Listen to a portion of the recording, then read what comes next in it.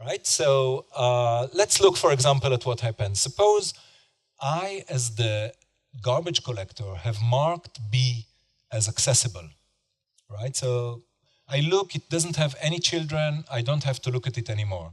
This is depth first search, I mark it, I go back to my parent, I've done this part of the graph. Now the program kicks in, and the program puts a pointer between B and C.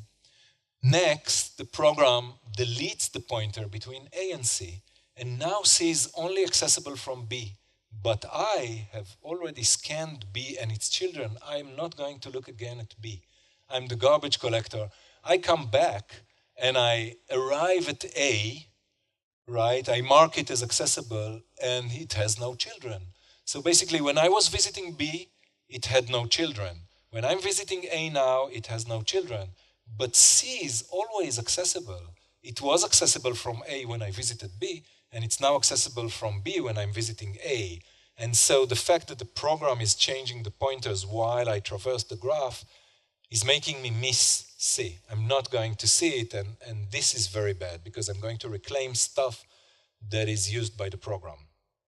Okay? So there's no way to solve it except if you ask the program to tell the collector to cooperate with the collector. The program has to tell the collector that the graph is changing. Pointers are changing while you are going through the graph. And there are ways, so this is always done, and this is what makes concurrent collection a bit slower than other collection. This is why you have to pay for short pauses. The program has to tell the collector that, it has changed a pointer, and now this should be noted by the collector, right? Because the graph has changed and you're trying to understand what's in the graph, what's accessible. So the program tells you, I've changed something. You have to look at it. And if you look at it, there are three main ways to cooperate. So one of them is that whenever I link a new object, C, I tell the collector, I have linked a new object C. And now this C cannot disappear. The collector gets a notification saying, C got a new pointer. And now it's going to check it. The other way that collectors sometimes go is that when a pointer is lost for an object, whenever I take out a pointer to an object, I report it to the collector, and then the collector will notice C. So whenever I change a pointer, I'm saying the old referent is something that lost a pointer. Please note it, dear collector, and then C is noted by the collector. And the last way to go is to say, B has changed. I've already looked at it. I thought I'm done with it, but it has changed. So you have to look at it again. And so I report B as something that has already been visited by the collector, but needs to be visited again because it changed. That's the third way to work between the program and the collector. Each collector that you see in the industry works differently. These are the three ways to go, and they are used in real world. Okay, so Dijkstra was the first to come up. I hope you all know Dijkstra. He did lots of algorithm. He was a very famous researcher. He was the first one to do concurrent garbage collection. He tried it as an exercise in parallelism. He had one program thread and one collector thread, which is a very simple, scenario for us. And he reported that it has been surprisingly hard to find a solution and justification. And sometimes something looked for weeks to many people, perfectly valid solution. And then when I tried to prove it, they saw that there was a bug. So he created this very, very simple collector, concurrent collector, the first one, and he had lots of troubles. And now we are using collectors that can run with lots of program threads, and they can work a lot better. So I'm not getting into all these things, but you should know that these are complicated algorithms, like more complicated than what you see in log-free data structures. And there were several articles which were published and had bugs. It is really difficult to do it properly, but we know how to do it today. So we have concurrent garbage collection. Questions, by the way, about cooperation, what it is? I'm not getting into the really low details, but just so that you'll know these things exist and how generally they work in real life. Okay, questions? Yes.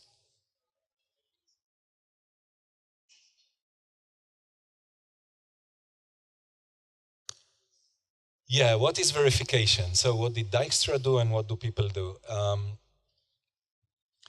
Yeah, there are various communities. Some communities think of proof as mechanically automated proof that really convinces you that things are correct. Usually in the theory community in computer science and the community that we are acting in concurrent computing, we just do a paper proof, and sometimes there are errors there. In the garbage collection community, usually you just publish the algorithm and you test it like crazy. It sounds a bit bad, but I want to defend it a bit because I was in that community for a while. The bugs that you see by testing it like crazy are bugs that are amazingly rare. So we would have a bug in a collector, and we would sit on the code and try to find, just code review, try to find the bug, and we would find the bug. And we would say, but that could not be the bug that we're looking for because it needs this thread to do this and then 3 threads to do it. Yeah, this would never happen in reality. And we would go on looking for the real bug. And later someone would fix this bug, and it turned out this was actually the bug. So, when you run a garbage collector with a program concurrently for a while, you will see, not everything, but you see lots of amazing races that you wouldn't imagine could happen in real life. So usually all these garbage collectors that you see and you use in your production system are not proven, even on paper, not to mention automatic mechanical proof. There is a community that is trying to validate all these garbage collectors using mechanical proofs. They are way behind, like maybe they're now proving stuff from the 70s, and because it's very difficult to really do validation, but the world has to go on. It cannot wait for the 70s and then say we cannot use anything new because it's not been validated. And yeah, sometimes there are errors. I agree. More questions? Yes.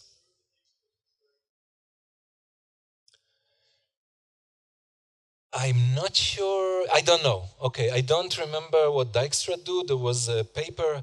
So there is a very famous collector now by Doliges, Leroy, and Gontier. I'm saying it wrong. It should be Leroy and Gontier. Someone French could say it a lot better. But these 3 French people published 2 papers in Popel. This is a theory programming language conference, 93. The 2 of them, Doliges and Leroy, Doliges and Gontier, the 2 of them published the first paper, which was really nice about a fast concurrent garbage collector. And then one of them with the 3rd author published the next year a paper saying there was a bug in the previous paper, and now we're going to really prove it. And they did a mechanical proof. They give you this mechanical proof. I can talk forever about. So these mechanical proofs, they're not for the actual code of the collector. There's some, abstraction of the code, and you can ask if you trust that.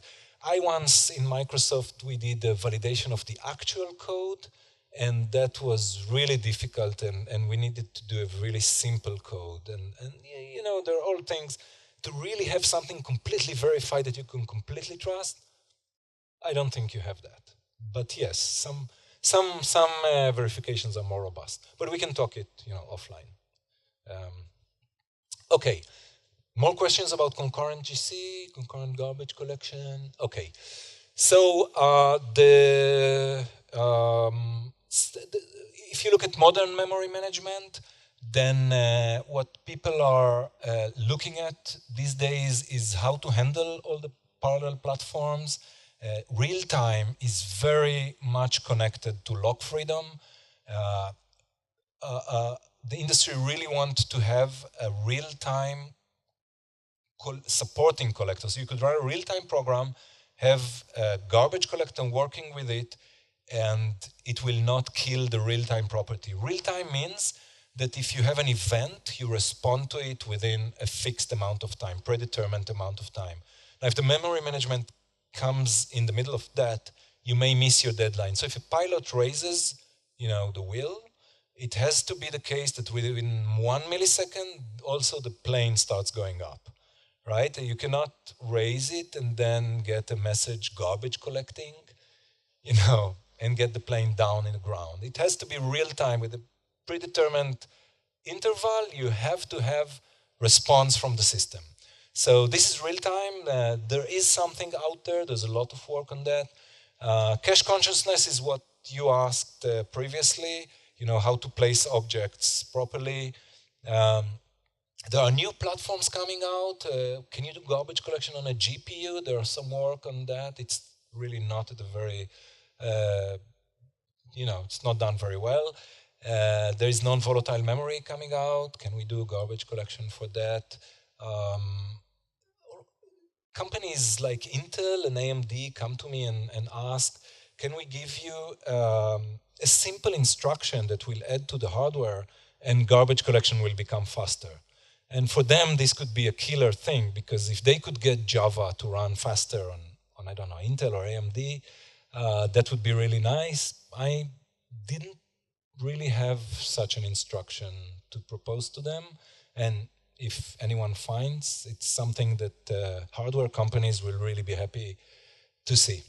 Okay, so this is, I think we're done with the crash course. If you have, the compiler generates codes for allocation, and this code also can do garbage collection if needed. And we talked about reference counting, mark sweep, mark compact. We skipped copying, and we talked a bit about concurrent garbage collection. If there are any questions on this course, I'd be happy to answer.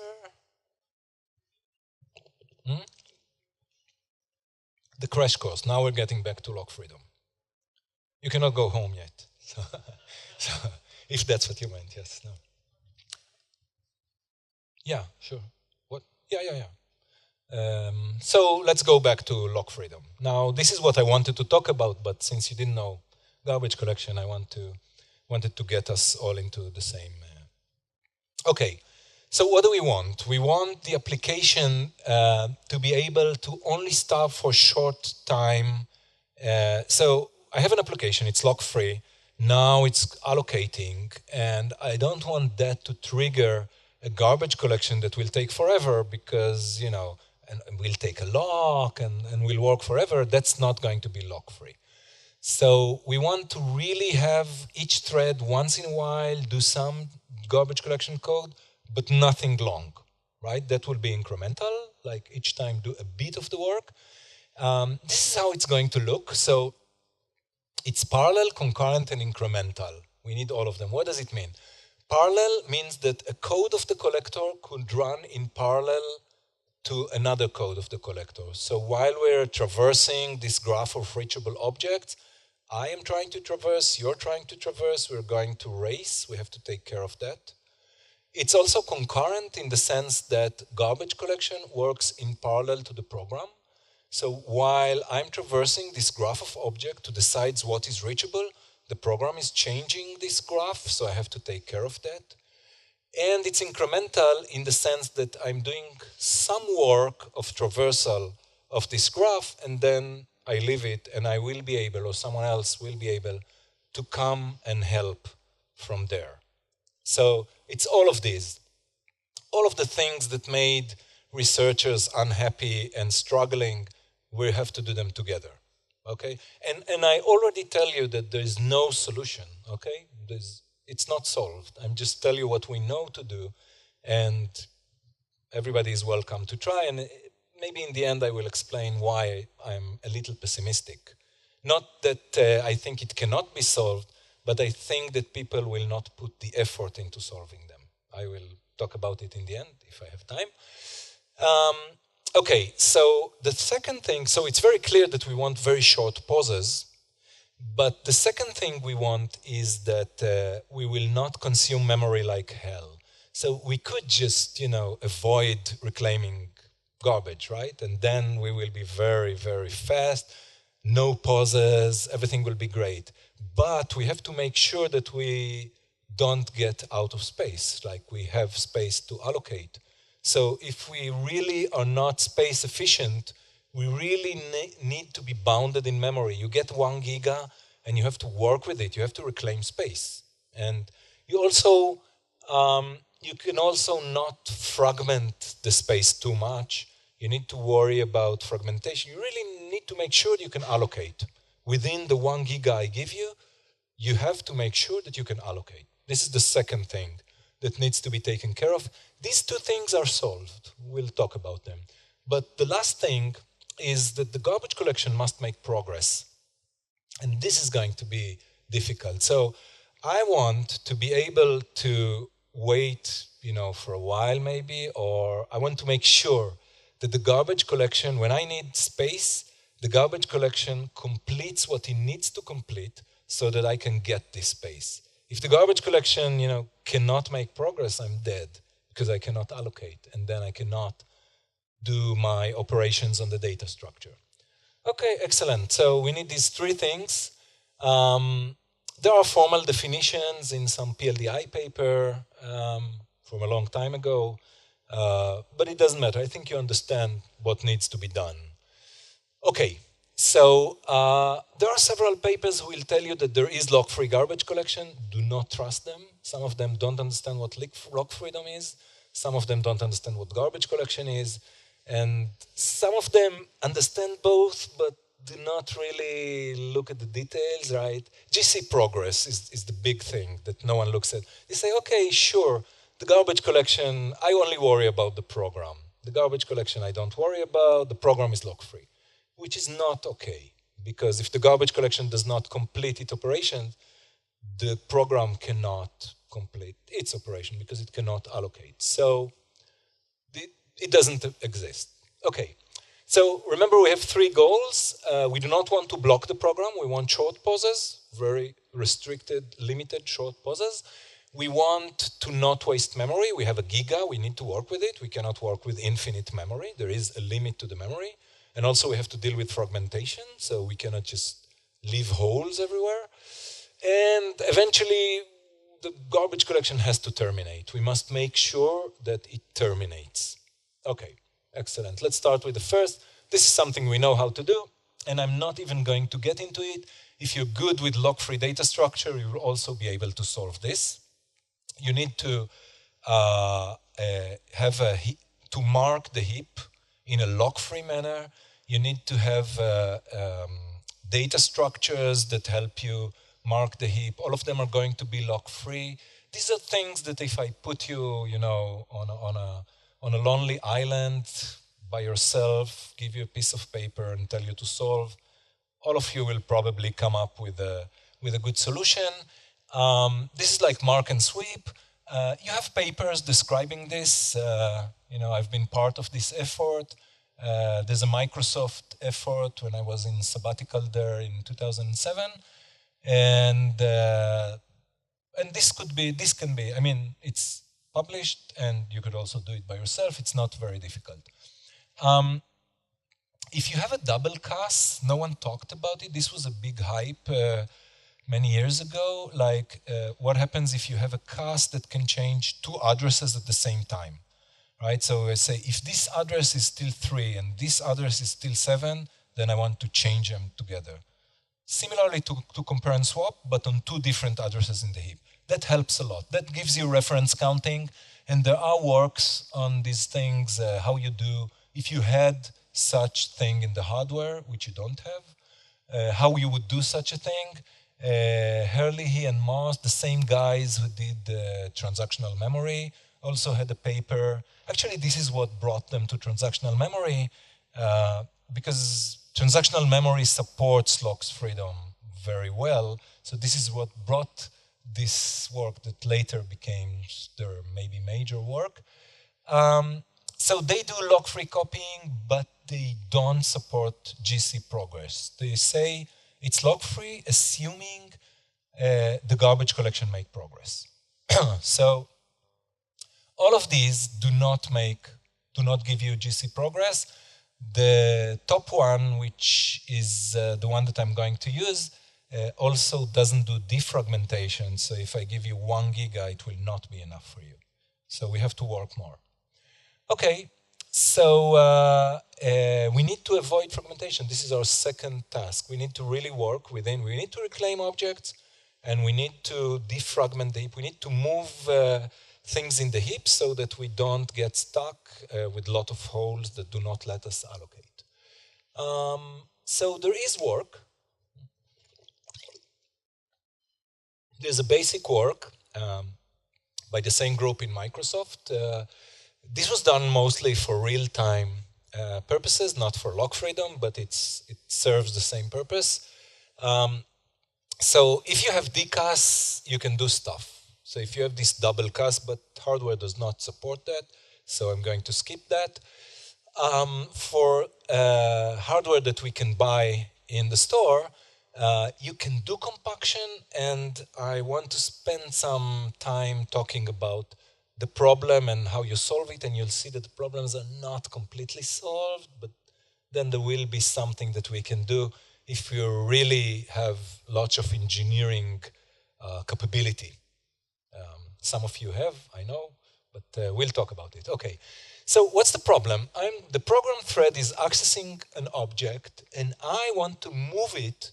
So I want to move stuff to the beginning of the heap so that everything will be compacted. So I want to move this object, and the program thread is accessing it.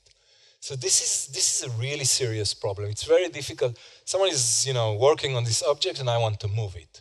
Moving it means that there are 2 copies of this object, and I have to really be careful on what's happening while the program is working with it. So here is the program thread is looking at these 2 objects and asking itself, should I look at this field or at this field when I want to write my value? So, I could look at here. The stuff that was already copied is before this field, right? So I should work on this object, right? But before I actually come to write my value there, the collector moves on and copies this field here. So everybody now knows that it's here, but I, as the previous thread who thought this was the right place to write, would write here and everybody would miss it. So this is a really serious problem that is very difficult to solve. And so there were many attempts to solve it, and I will describe 2 of them, maybe 1 to save time.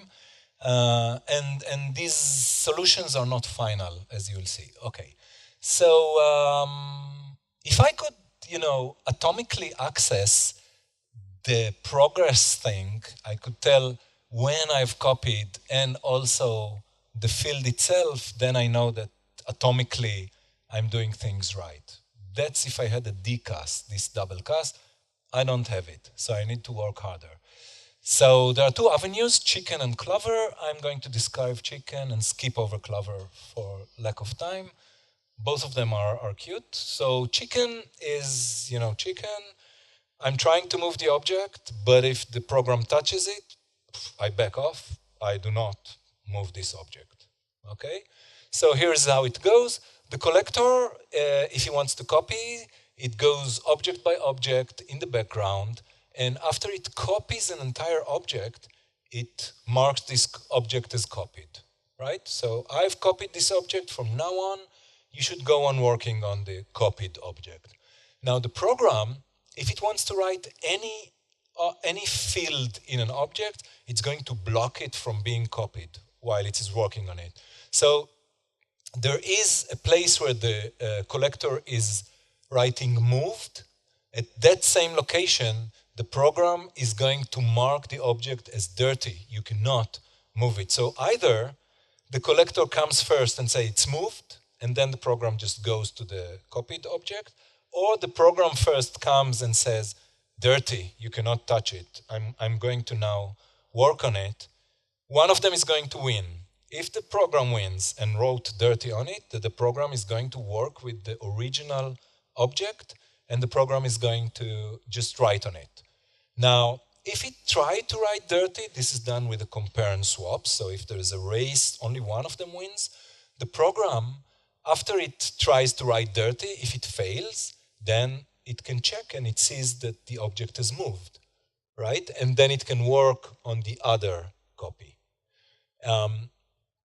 So if it manages to write that it is dirty, then it can work on the original copy, but then the collector cannot copy it. It can copy it, but it cannot mark it copied, and then it's going to stay in the same place.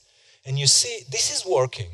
I mean, and this is actually implemented in various collectors. I will not mention companies because I think there is a patent thing here that I think more than one company wrote a patent on this thing concurrently. There was a race. And so I'll not say who is using that, but this is used in production. If you want to get moving objects fast while there is someone working on these objects, then you have to, and I realize I'm being recorded. Okay, so if you want to move fast while you're copying object, this is the way to go. And sometimes you fail to copy the object, right? You don't copy the object, so you don't get complete progress. And this is how this method is not complete. Okay, of course, in real life, you don't fail. Once you may fail for one object, but in general, you manage to get rid of fragmentation pretty well. It's not a problem in practice, but in theory, you may fail to move object. You know, you come to an object, you try to move it, and then it's dirty. You go to the next object, it's also dirty. And I could arrange the scheduler to make the garbage collector fail all the time. It doesn't happen in practice. But it's not solved in the general way that we would like it to be solved, that it always works. Okay, so this is chicken. The advantage, it's very low overhead, it's lock-free. The disadvantage, it may fail to move object. It is used in production. Let's run fast over Clover. I should have created a skip. Is it too slow? Should I? Okay. Okay, so comparison. So we have, what we have so far? We have not blocking the program, having only small pauses for the program, everything lock-free. And we have also a way to move objects that's not completely solved, but almost solved, because it doesn't always terminate. It doesn't move all the objects. And now the big thing that we don't know how to solve is that the garbage collection has to terminate before, it has to be able to make progress. Otherwise, the heap is exhausted and we cannot allocate. Okay, so what do we need to guarantee progress? We need to start a collection and make sure that all the threads know that the collection has started. And this would be impossible, because in order to know that all the threads know that the collector has started, all the threads have to respond. And of course, that's contradictory to what we want. We don't want to make sure that all threads respond. So we'll talk a bit about that. And then we want to scan the stacks. This is so you want to look at all the local pointers that the thread has, but the thread is working, right? He's getting into a method, and then there is a stack frame for this method, and it goes away, it goes, the stack changes very fast all the time, and you want to scan all these pointers that exist in the stack. This is another serious problem. And then we want to be able to have guaranteed progress for this fragmentation, like moving objects and know that we will succeed. This has been solved, so this is nice. And this has partly been solved, and this has not been solved. So the first is not known how to solve, the second with some restrictions, and the third has been solved. So let's look at what we know today. So stack scanning, this is a really nice trick. So what I want is to scan you're a thread, you're running, you get into a method, out of methods, you get stack frames in and out, and I want to scan to get an atomic snapshot of your stack. So what do? Okay, I cannot wait for you to tell me what's in your stack, because maybe you're not responding, and we're in a lock-free world. So what and this is like the stack frame. There's a really cute thing that you can do here. So this is a paper that I've been involved in, but the cute idea is not ours. We've taken it from another paper. So this is called return by barrier. This is by Yuasa et al., Japanese guys. They say we do not let you return from the current method execution. What we do is we change the return address and make it go to somewhere where it helps us scan your stack. So you can go like hell going over your current frame, but if you try to exit the method that you're currently executing, we're going to catch it. Okay, and we're going, once you exit this routine, you're going to execute code that will look over your stack and tell us what all these values are. Okay, so whenever you get into a routine or get out of a routine, you cooperate with us. There's no problem. Yeah. So, yeah, the routine. So, yeah, that's the next question, but let's first describe the basic thing. I agree. So now, and yeah, this is a real problem, and we'll talk about it. So, so you cannot, play with your stack too much and get an in and out of methods, because you're going to cooperate with us. And that means you're working. Now, something else that you... okay, so the original replacement is initially done by the program thread, which you now see requires some cooperation from the thread. And this is, you add code that whenever someone goes back or enters any routine or leaves a routine, it executes this. So actually, I think I'm answering now the question that was asked.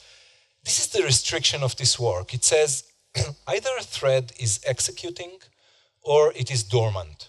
And dormant, and this was done in Microsoft, where there was full control of the operating system, but it's not so easy to do when you're not in control. So the assumption was that either the thread is executing or it's in a state where the operating system understands where it is. It could be swapped out, it could be waiting for something, for some resource, and then whenever it is dormant, we can identify this, the operating system can identify this and make the thread cooperate before it becomes dormant. That's a restriction of this paper, right? It's not solving this thing completely. It assumes that if a thread is not cooperating, it is in a dormant state. So either it is executing and then it will cooperate, we make sure of that using the return barrier, or it's not cooperating, but then we can identify when it becomes non-cooperative, and then we can make him do something before he becomes non-cooperative. If he becomes non-cooperative before he becomes dormant, then he's going to help us, he's going to tell us how to scan his stack before he leaves. So this is a drawback of this work. So we don't have full solution, but this is a solution that in practice can work if you have control of the system. Okay, so like I said, scanning the stack, we have half done. So this is how you do it. You install some thing that doesn't let the thread get out of its main frame, if it's currently executing frame, sorry, this one. And if he tries to get out or tries to get into a new one, he cooperates. If he stays in the same frame, in the same method forever, then he's dormant, and then he cooperates before going to be dormant. Okay. More stuff in the paper, we don't have time for this. The second thing is that we need to control fragmentation and also make sure it terminates. So we use similar things to what we were describing, and we also use something that's called arraylets. So we break each thing, we have a long array that we need to move, we break it into small pieces, and moving each of them is not long. And this gives us both and the array does not stay consecutive. Like there is a skeleton that tells us for each part of the array where it is, and the parts of the arrays can stay in various parts of the heap. We can compact them, we can move them, and the fragmentation is not created if you only have small object, then fragmentation is really low. So this is something that requires a lot of engineering work, and this has been done in a few papers. If you want to do it for a new system, you really have to work really hard on your compiler and runtime in order to make sure that things are allocated in arraylets, in small pieces. So there is a solution for defragmenting, but it's very difficult engineering-wise. You really have to change your system to make sure it works. Okay, so we can control space overhead to design a lock-free compactor that makes progress. It's an algorithmic challenge. And if you want to reduce object size allocatable, this is really a solution. It's an engineering challenge, and we know how to do it. Okay, so in order to start the collection, this is the thing that I was saying we do not know how to do. You need to tell each thread that you're starting a collection and you want to get the roots of that thread. And there is a long discussion here, but intuitively, think of it that the thread reads some pointer into its register and dies, right? Dies and will wake up at the wrong time. How can you tell that he has this pointer? If you don't know that he has this pointer, you cannot do garbage collection. You cannot get to all the objects that are accessible by threads. He just read this and died. So really, this is a really inherent problem. Now, you can solve this in very complicated manners if you want to. For each time you read anything into your registers, work forever. But this would be really inefficient and unacceptable to any system in the world. So really doing this, we don't know how to do. No one knows. So you have to be able to cooperate somehow with a thread in the beginning. If you don't do that, you cannot garbage collect. Okay, so yeah, we don't have time, but this is the thing that we cannot do. So if you look at it, the first thing can be done, and we're doing it. The second thing, you need a lot of engineering effort. The third thing, it's basically open, and we don't know how to do it. The overall picture, if you want a lock-free GC, you need to initiate it in the beginning.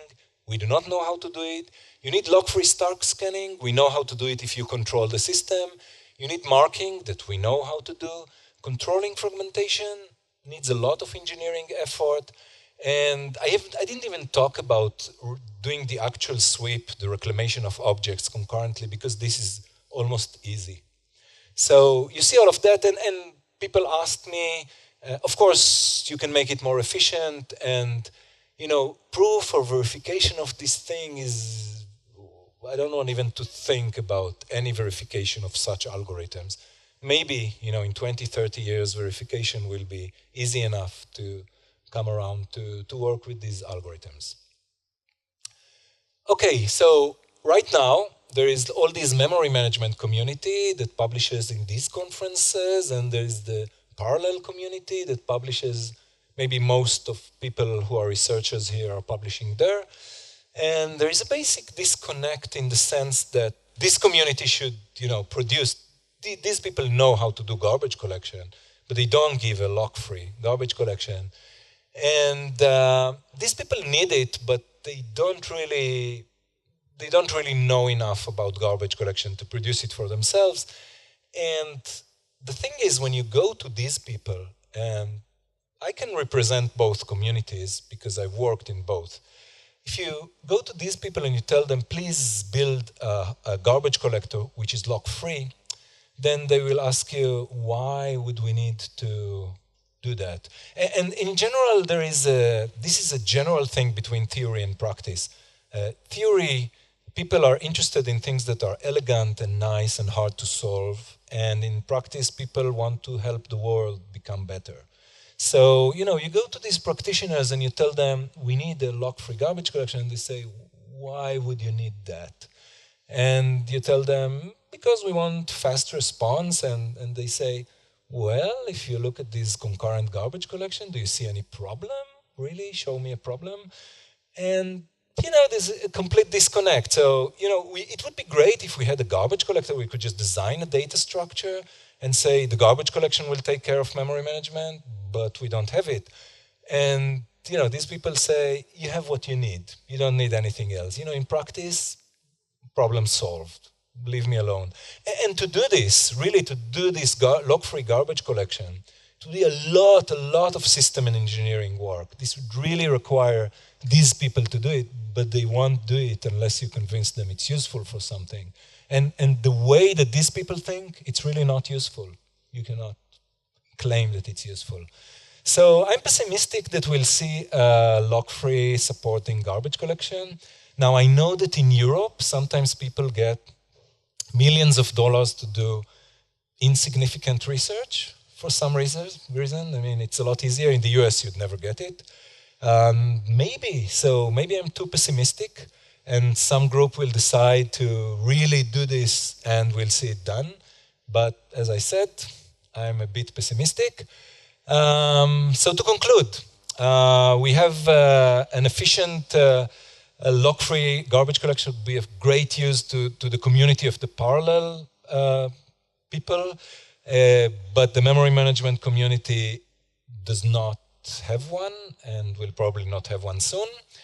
Some of the problems, as I said, we know how to do because they were needed for real-time garbage collection. And mainly, we don't know how to do the GC initiation, like how to ensure garbage collection progress. And so, we don't have that, and it's a big challenge. If you can do it, it would be great. Okay, so I think I'm open to questions. I just brought this thing by the Sopranos, if it works, to show you what happens when you don't have the right garbage collector. But I can, this is the garbage truck. I don't know if you can see, can you see this? Okay.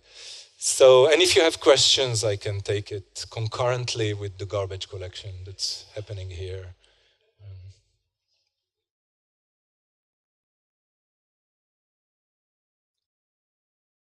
You know the Sopranos? It's kind of a math. Yeah. Okay.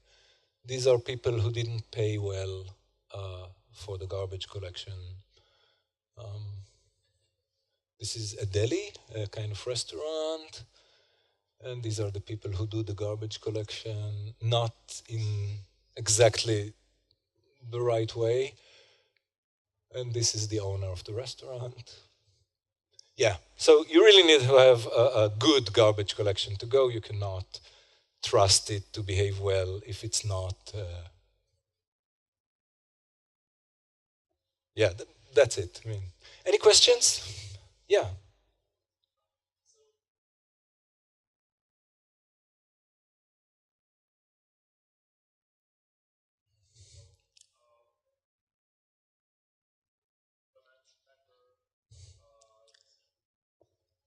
So, so the question is whether we don't have a double CAS, but we have hardware transactional memory, which is even better, and it's already implemented in some hardware.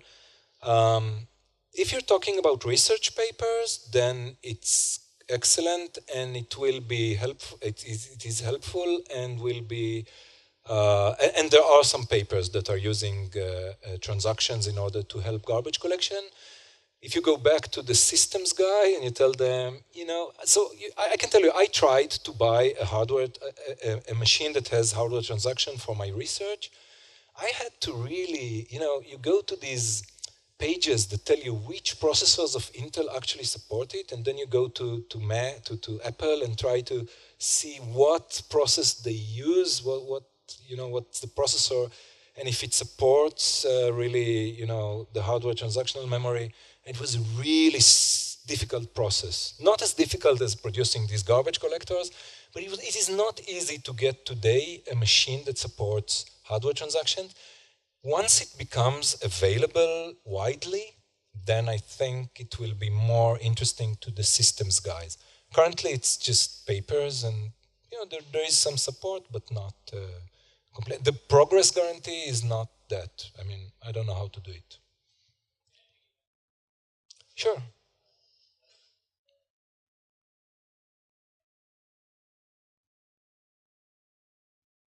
The what? Sorry. Who told us? There is like software decas. Sure. This is a bit slow. So it is so slow that the system guys will never use it. Now, if there is a research paper that you want to use it for, then it is fine. You have MCAS, like multiple CAS.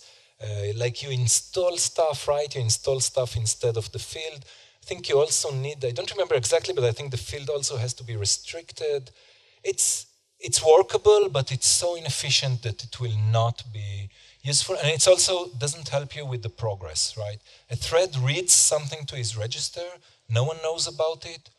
You need to solve that somehow. This is the basic thing. I mean, there's all, full solutions that should solve many things, but this little problem, someone reads a value of a pointer into its register, this becomes a root, and now he dies. He doesn't tell anyone about it. No one knows about this pointer. He will wake up later after you reclaim this object. So if you can solve this, I don't see how to solve this with the transactions or decas, unless you're willing to do something very, very inefficient.